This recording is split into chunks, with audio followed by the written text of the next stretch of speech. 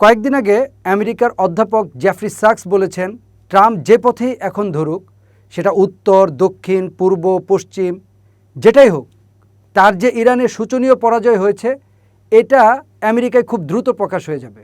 ট্রাম্পের এই ডুবন্ত সময়ে চরম বাস্তবতা হলো হোয়াইট হাউসে ট্রাম্পের পরেই মার্কিন ভাইস প্রেসিডেন্ট জেডি ভ্যান্সের অবস্থান এবং পরবর্তী সম্ভাব্য মার্কিন প্রেসিডেন্ট হিসেবে জেডি ভ্যান্সের সম্ভাবনা সবচেয়ে বেশি।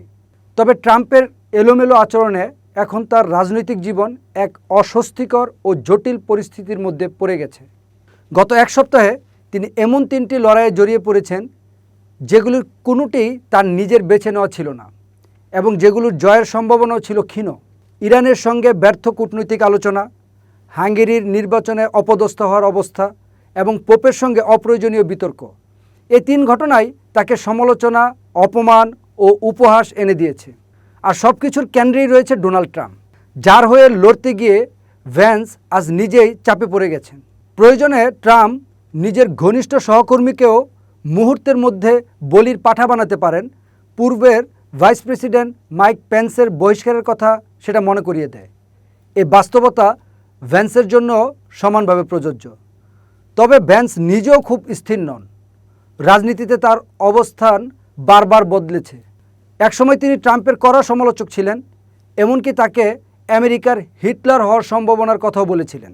কিন্তু পরে তিনি নিজেকে সম্পূর্ণ বদলে ফেলেন, মাগা রাজনীতির সঙ্গে নিজেকে যুক্ত করেন, অভিবাসন বিরোধী কঠোর অবস্থান নেন। পররাষ্ট্রনীতি নিয়েও ভ্যান্সের অবস্থান নাটকীয়ভাবে বদলে গেছে। একসময় বিদেশে সামরিক হস্তক্ষেপের বিরোধিতা করলেও এখন তিনি Venezuela, Iraq, Syria, Yemen, Somalia, Nigeria ও ইরানের মতো দেশে সামরিক পদক্ষেপকে সমর্থন করছেন। আমেরিকার ভাইস প্রেসিডেন্ট জেডি ভ্যান্স গতকাল সোমবার পাকিস্তানে পৌঁছানোর কথা ছিল। গতকাল ট্রাম্প জানিয়েছিল ইরানের সঙ্গে আমেরিকার চুক্তি সই হবে।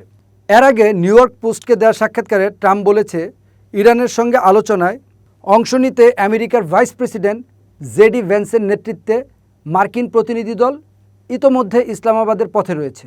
অথচ হোয়াইট হাউস রয়টার্সকে জানিয়েছে জেডি ভ্যান্স এখনও রওনা হয় নাই।